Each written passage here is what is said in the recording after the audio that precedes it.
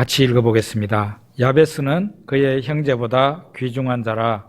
그의 어머니가 이름하여 이르되 야베스라 하였으니 이는 내가 수고로이 낳았다 함이었더라. 야베스가 이스라엘 하나님께 아뢰어 이르되 주께서 내게 복을 주시려거든 나의 지역을 넓히시고 주의 손으로 나를 도우사 나로 환난을 벗어나 내게 근심이 없게 하옵소서 하였더니 하나님이 그가 구하는 것을 허락하셨더라. 아멘. 역대상 4장에 있는 말씀입니다. 역대상하는 기원전 500년경에 포로에서 돌아온 에스라가 기록한 성경이다. 그렇게 전통적으로 알려져 있습니다. 유대인들이 그렇게 믿고 있고요. 오늘날 대부분의 학자들이 에스라가 에스라서를 기록했을 뿐만 아니라 역대상하를 기록했을 것이다. 그렇게 믿고 있습니다. 역대상을 읽어보면 거의 한 10장 정도를 뭐가 차지하고 있습니까? 족보가 차지하고 있습니다. 무려 10장 정도입니다. 굉장히 긴 족보를 말을 하는데요. 그 포로에서 돌아온 사람들에게 포로에서 같이 돌아온 에스라가 이 구약의 그 역사를 정리하면서 족보를 말하면서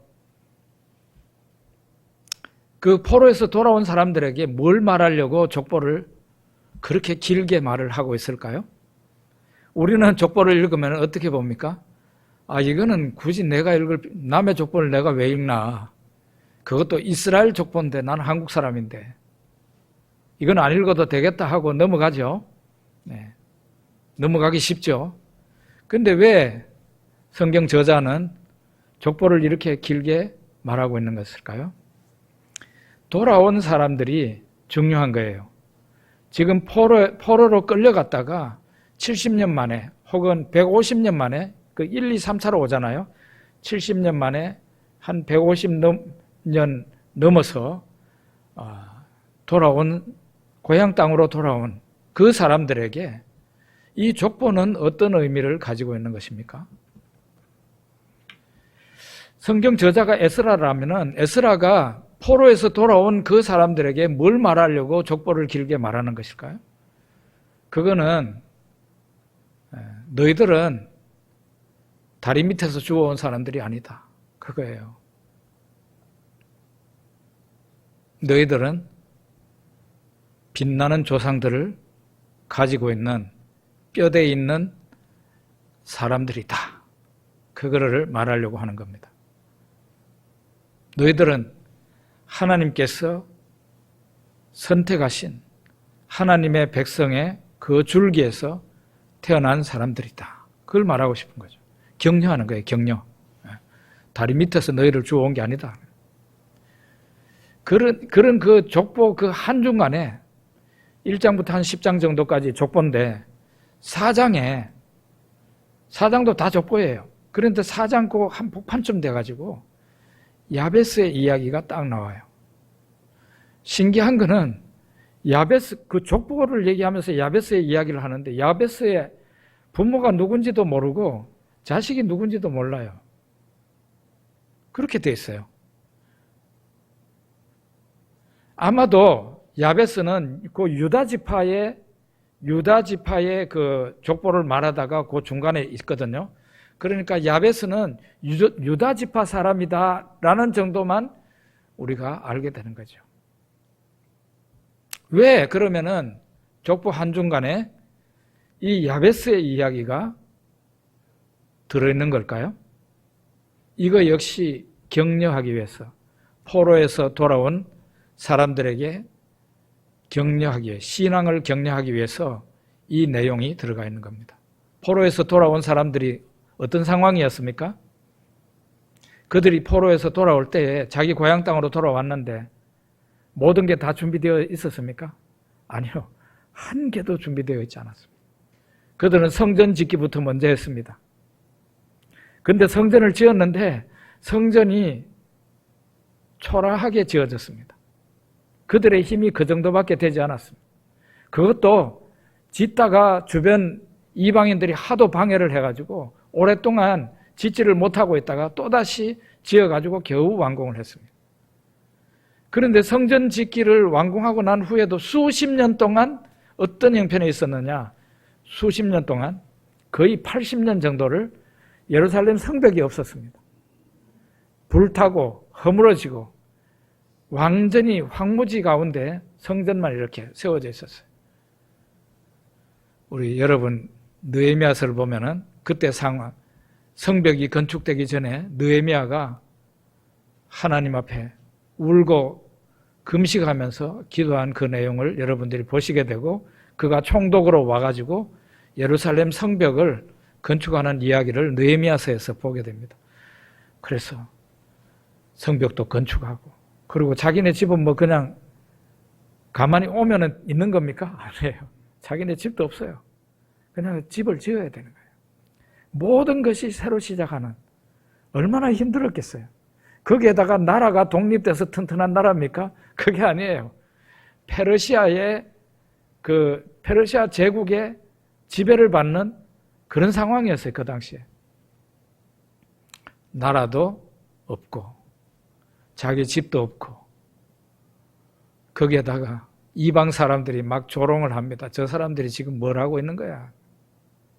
성벽을 건축하는데 야, 여우가 올라가도 그거 무너지겠다. 막 이러면서 욕하고 조롱하고, 그러고 막 심지어는 쳐들어오려고 그러고, 이런 상황이 되니까 이 역대상하 이 저자는 포로에서 돌아온 사람들에게 용기를 내서 하나님을 믿고, 현재 상황이 아무리 암담한 상황이라 할지라도 너희들이 하나님을 굳게 믿어야 되고, 하나님 앞에 기도함으로써 이 상황을 완전히 바꿀 수 있다는 것을, 대역전이 대반전이 일어날 수 있다는 것을 이 야베스의 이야기에서 말하려고 하는 거예요. 이거는 굉장히 의도적이에요.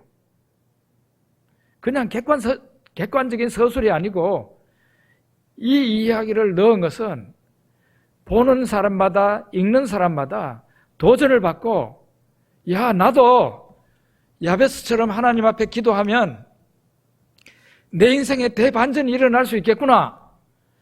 그걸 말하는 거라고요. 우리 다시 한번 읽어봅시다. 9절과 10절입니다.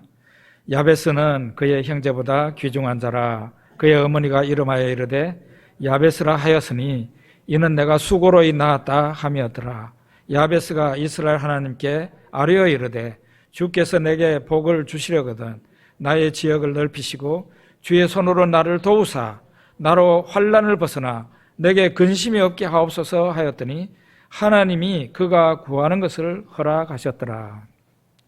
아멘. 야베스는 그의 형제보다 귀중한 자라고 이렇게 되어 있습니다. 근데 이거 우리가 사용하는 이 성경 앞에 한글 개역판 있죠? 거기에는 야베스는 그 형제보다 존귀한 자라 이렇게 되어 있습니다. 구번역이 훨씬 낫습니다. 존귀한 자라. 귀중한 자라. 이거는 너무 모자라요. 번역이. 제가 설교를 준비할 때요, 성경 원문에다가 각종 번역을 봅니다. 우리나라 한글 번역만 해도 5개 이상이 됩니다. 다 봅니다. 공동 번역에는 세력이 있는 자라고 번역을 했어요. 야베스는 그 형제들보다 권력이 큰 사람이었다. 세력이 있는 사람이었다. 그런 얘기를 해요.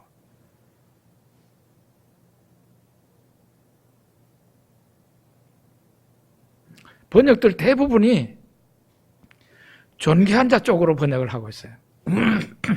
새로운 번역이 나오면은 번역이 더 좋아져야 되는데, 제가 볼 때는 개역 개정판은 옛날 번역판보다 못하다. 그렇게 결론이 나요. 그 형제보다 존귀한 자라. 존귀한 자라는 말은 형제들 가운데서 뛰어난 인물이라는 거예요. 그리고 세력이 있는 사람이라는 거예요. 다시 말하자면은 오늘 설교 제목과 같이 성공적인 삶을 살았던 사람이다. 그렇게 말할 수 있는 겁니다. 그런데 이 형제 중에 형제들보다, 형제는 누구를 말하는 겁니까? 좁게 말하자면은 가족이죠. 가족. 가족 중에서 존귀한 사람이고 세력이 있는 사람이다. 근데 성경에서는 가족 중에서라기보다는 넓은 범위에서 많이, 가족 중에서 존귀한 자 정도면은 굳이 야베스의 이야기가 여기 끼어들었겠습니까? 그 정도의 인물이라면?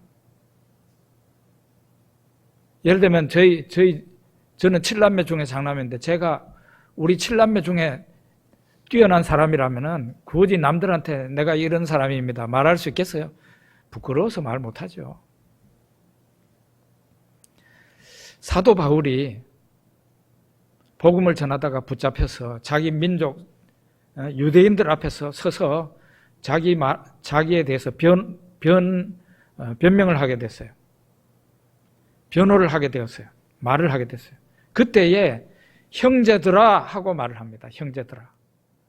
자기 민족 사람들 앞에서 형제들이라고 얘기해요. 그 유대인의 어법, 이스라엘 사람들의 어법은 자기 동족을 전부 다 형제라고 불렀는. 그렇게 본다면 야베스는 그 당시에 자기 민족 중에서 존귀한 자였다는 거죠. 세력이 있는 사람이었고 뛰어난 선한 영향력을 가진 그런 인물이었다. 그는 성공적인 삶을 살았던 사람이었다. 그렇게 우리가 말을 할 수 있을 것 같습니다. 그러면은 이 야베스가 원래부터 뛰어난 사람, 선한 영향력을 끼치는 그런 사람이었을까요? 반대입니다. 정반대의 사람이에요. 야베스는 태어날 때부터 고통을 달고 난 사람이에요. 야베스의 어머니가 야베스를 낳을 때 정말 죽을 뻔했어요. 천신만고 끝에 이 애를 낳았어요. 낳고 난 뒤에 야베스라고 이름 붙였어요. 야베스는 수고, 고통, 고생 이런 뜻이에요. 애가 태어나면은 자기의 이름을 유대인들은 여기 성경에 나오는 예를 보면은 주로 남자가 이름을 짓는 게 아니라 여자가 이름을 지었어요. 아기를 낳은 여자가 이름을 보통 지었어요. 그런데 자기가 낳은 아기에 대해서 좋은 이름을 붙일 거 아니에요, 대부분은. 그런데 얼마나 이 아기를 낳으면서 고생을 했길래 애 이름을 고생이라는 이름의 뜻을 야베스라고 불렀겠습니까? 이 야베스가 본명일 수도 있고 별명일 수도 있습니다.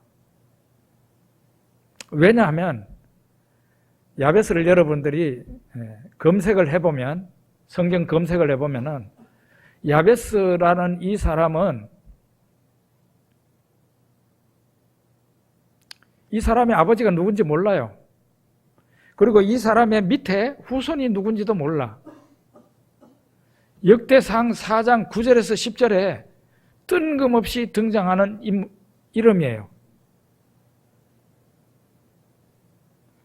정말 신기한 인물이에요, 이 사람이. 그러니까 본명이 아니고 별명일 가능성이 무척 높아요. 어쨌든 엄마가 자기 자식 이름을 야베스라고 불렀다는 것은 야, 내가 너를 낳을 때 정말 안 죽은 게 다행이다. 그런 뜻이에요. 그러면 여러분, 어머니가 이 자식을 낳을 때 그렇게 고생했다면은 아기는 어떻겠습니까? 아기 역시 마찬가지예요. 태어나는 아기 역시도 안 죽은 게 다행이죠. 엄마가 그만큼 고생했으면 애도 태어나느라고 고생한 거예요. 그러니까 이 야베스는 태어날 때부터 엄청난 고통을 느끼면서 이 세상을 태어났는데 그걸로 인생은 시작이었어요. 태어나고 난 이후의 삶은 괜찮았느냐?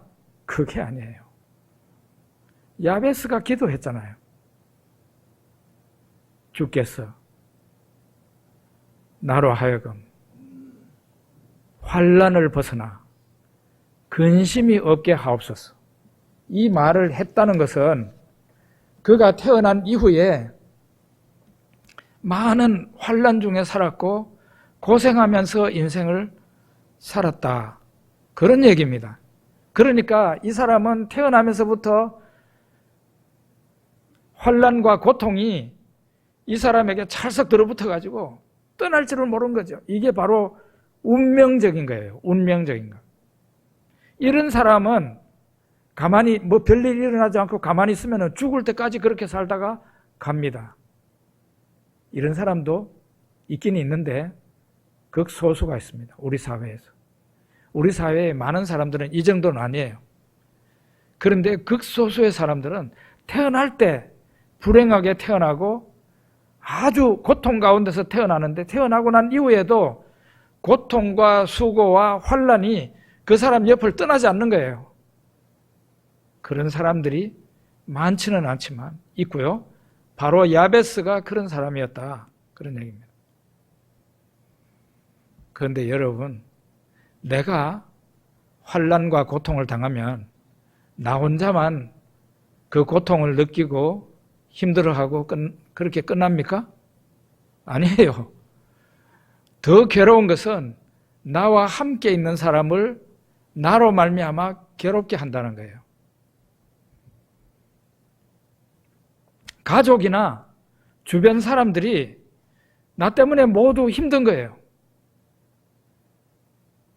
이것을 피할 수가 없습니다.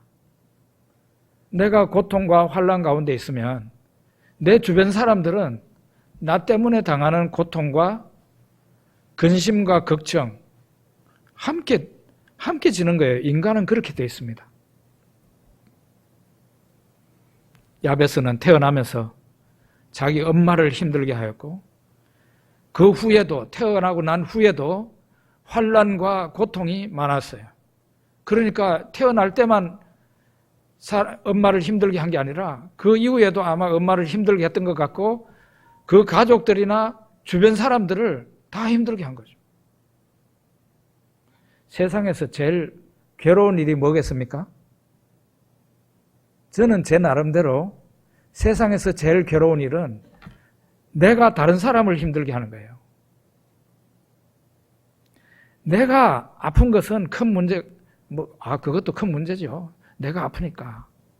내가 병은 신세지고 내가 고통을 당하는 것은 또 내가 어쩔 수 없이 짊어져야만 되는 그런 짐이라 할지라도 나의 이 아픔과 고통이 그걸로 인해 가지고 다른 사람이, 내 가족이 같이 고통을 당해야 된다는 거. 여러분, 그거보다 더 괴로운 일이 있겠어요? 없어요. 저는 초등학교 6학년 때부터 고3 때까지 큰 집에서 밥 먹으면서 생활하면서 학교를 다녔습니다. 옛날에는 그런 일도 있었습니다. 요즘은 잘 없겠지만 큰어머니께서 제 때문에 새벽 5시에 일어나서 밥을 했습니다. 어쩌다가 제가 없는 가운데서 가족이 사과라도 쪼개 먹으면 할머니가 딱 보고 있다가 이거 창석이 먹을 거 난가나? 안 난가났다 그러면은 불호령이 났습니다. 며느리한테. 여러분, 그런 상황에서 제가 7년 동안 살았습니다. 아유. 그래서 제 평생에 그 일 이후로 제 평생에 항상 다짐하는 남에게 폐를 끼치지 말고 살아야 된다. 그게 제 신조처럼 되었어요. 저는 그래서 제가 딱 볼 때 제가 눈치가 굉장히 빠른 사람인데 내가 저 사람한테 폐를 끼치고 있다. 그러면은 가차없이 그 사람 곁을 떠납니다. 저 정말 그거 하기 싫은 사람.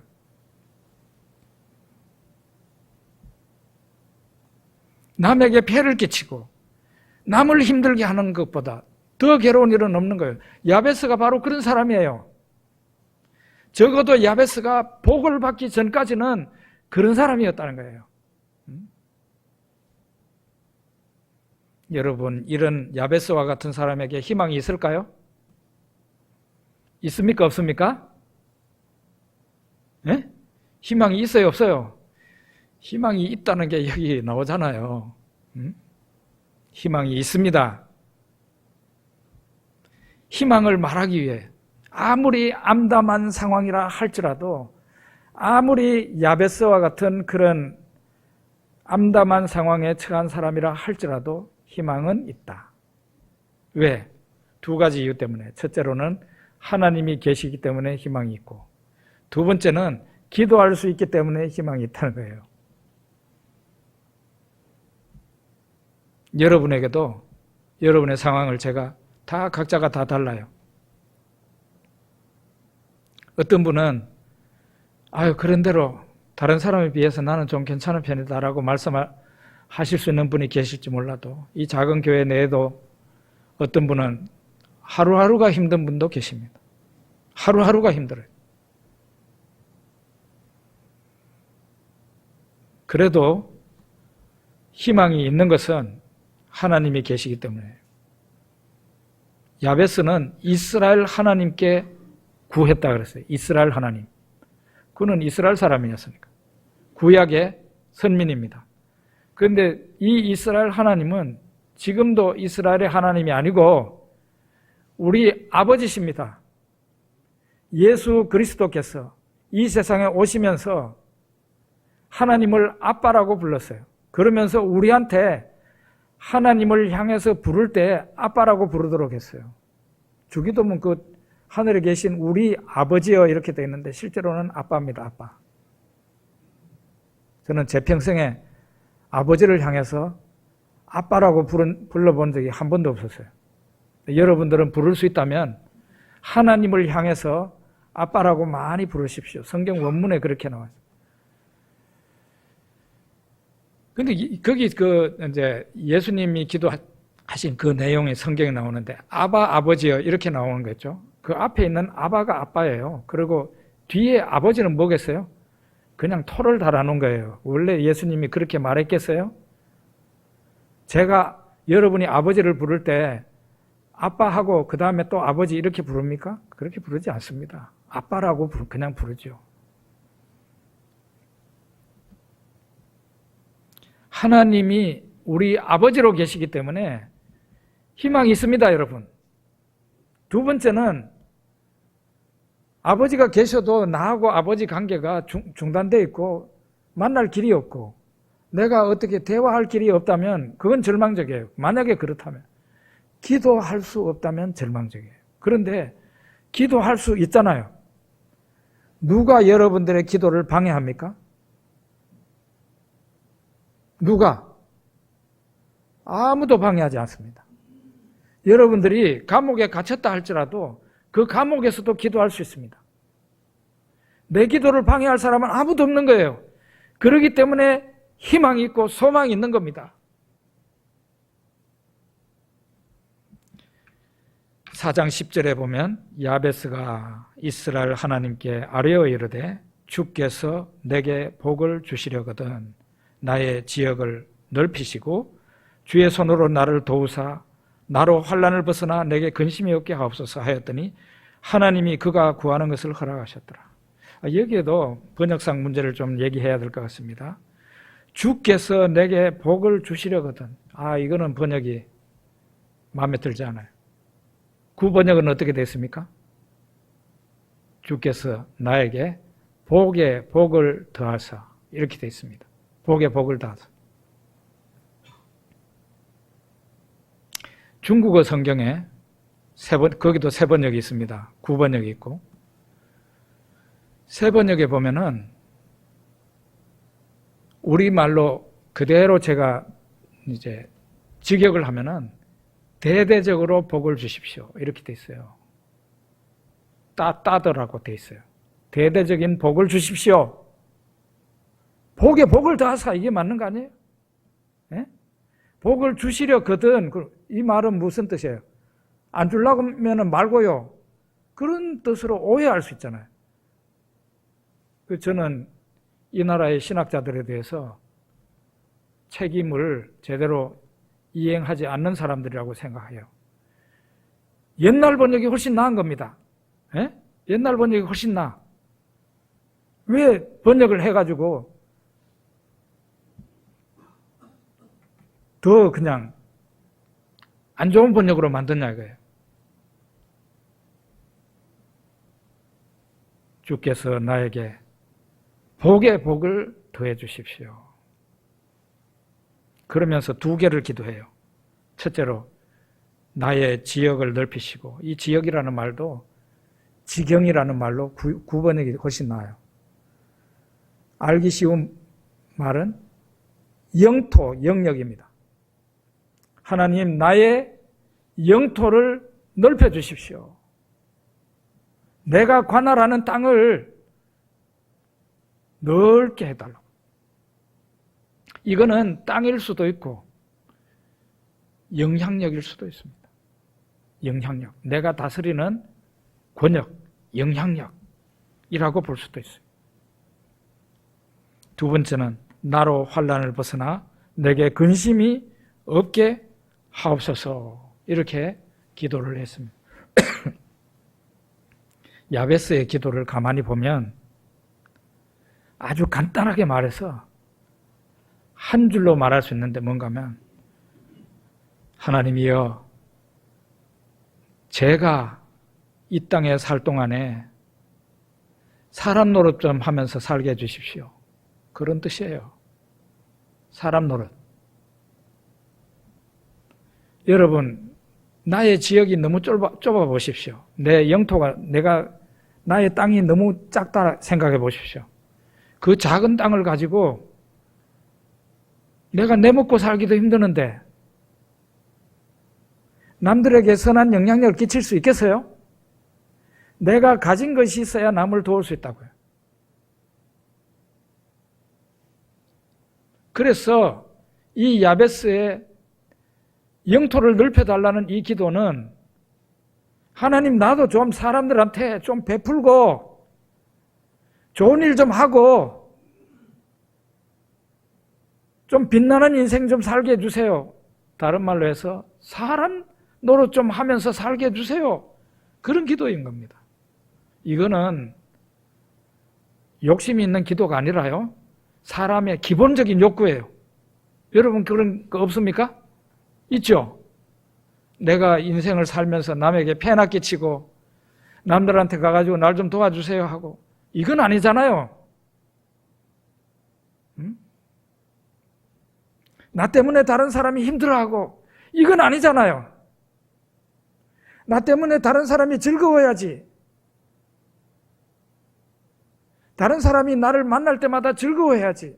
내가 다른 사람한테 가면, 아이고, 저 사람 또 뭘 또 내한테 말하려고, 부담스러운 말하려고 내한테 오는가. 이거는 아니잖아요, 우리 인생이. 그래서 기도를 해야 되는 겁니다. 운명을 바꾸기 위해서 기도하는 거예요.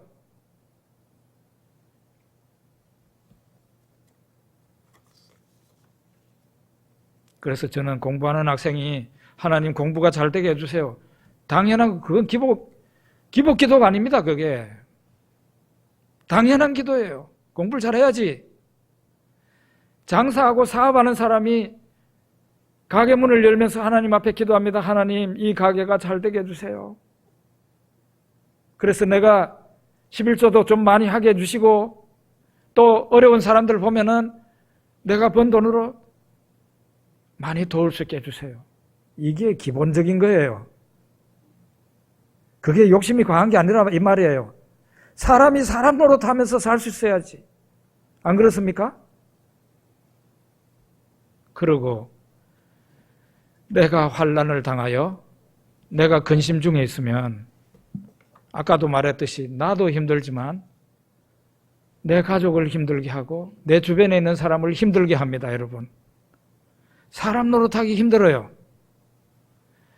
나 때문에 가족들이 스트레스를 받는다고요. 나 때문에 가족들이 근심 걱정이 떠날 날이 없어. 그거 정말 못할 짓이에요. 사람 노릇 못하는 겁니다, 여러분. 사람 노릇 하려면은 내가 가족들한테 베푸는 사람이 돼야 되고, 가족들을 넘어진 가족을 부축해주는 사람이 돼야 되고, 말이라도 따뜻한 말을 해주고, 그런 힘 있는 사람이 돼야 돼요. 그게 기본적이에요, 기본적이야. 예?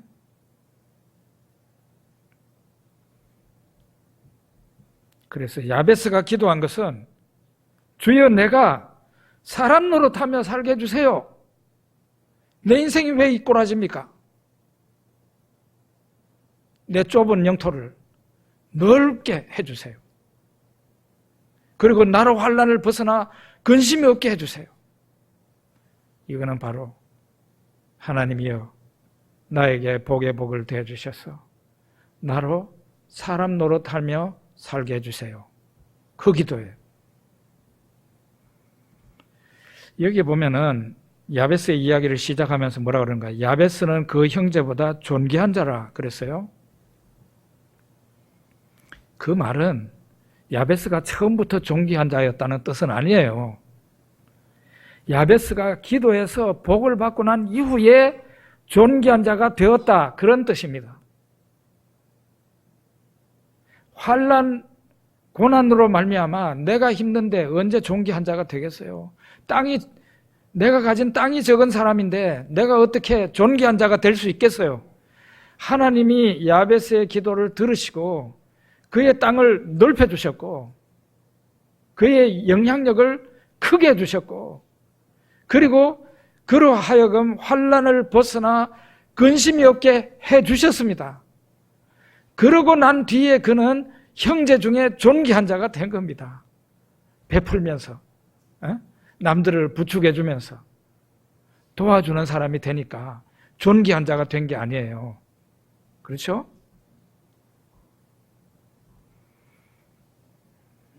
예수님이 베데스다 연못에 가셨습니다. 그 연못가에 누워서 있는 병자들이 많았어요. 각종 병자들, 눈먼 소경도 있고 다리 저는 사람도 있고 온 환자들이, 병자들이 연못가에 누워 있었어요. 왜 누워 있었는가 하면은 가끔씩 천사가 내려와서 그 연못 물을 휘젓으면은 거기에 그때 제일 먼저 뛰어 들어가는 사람이 병이 나았다. 실제 나았는지는 모르지만 나았길래 사람들이 누워 있었을 거 아니에요. 그런 일이 있는 베데스다 연못가에 예수님이 가셨어요. 천사를 보내시는 그 예수님이 오셨단 말이에요. 그리고 예수님이 누구한테로 갔느냐? 아주 오랫동안 병을 앓은 사람한테 갔습니다. 38년 동안 병을 앓고 있는, 누워있는 환자에게 갔습니다. 38년이니까 태어나서부터 지금까지 아팠을 수도 있어요. 이 사람은 완전히 중증이에요. 연못 물이 동할 때에 동작 빠른 사람은 먼저 쫓아 들어가는데 이 사람은 너무 도와주는 사람도 없고 움직이는데 너무 느린 거야. 그 말은 중증이라는 거죠. 다른 사람이 먼저 들어가서 낫고 가버린다는 거예요. 예수님이 이 사람한테 가서 벌써 병이 오랜 줄을 예수님이 아시고 이 사람한테 묻습니다. 네가 낫고자 하느냐? 물어요. 네가 낫고자 하느냐? 그러니까 이 사람이 하는 말이 주여 물이 동할 때에 나를 못에 넣어주는 사람이 없어 내가 가는 동안에 다른 사람이 먼저 내려가나이다. 이 사람은 희망을 갖고 베데스다 연못가에 누워 있는데 그 희망이 계속해서 좌절되는 거예요. 왜? 다른 사람이 은혜 받고 먼저 가버려요. 앞으로도 별로 좋아질 것 같지 않은 그런 상황이죠. 그런데 예수님께서 일어나 네 자리를 들고 걸어가라 그랬는데 그날이 안식일 날이었어요.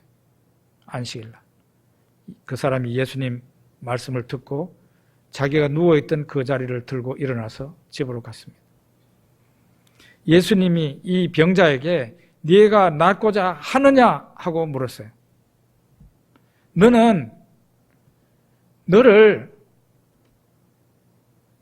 끈질기게 38년 동안이나 너를 괴롭힌 그 병에서 헤어나고자 하느냐는, 너 그 병에서 나을 마음이 있느냐는 거죠. 예수님이 그렇게 물으신 거예요. 예수님이 오늘날 여러분과 저에게 너는 지금 현재 그 상황에서 벗어나고자 하는 그런 마음이 있느냐는 거죠. 너의 상황은 지금 현재 상당히 어렵다는 거예요. 어떤 면에서는 암담하다. 시간만 보낸다고 좋아지는 것도 아니다. 그런데 네가 그 암담한 상황에서 헤어나고 싶은, 헤어나고자 하는 그런 마음이 있느냐는 거죠.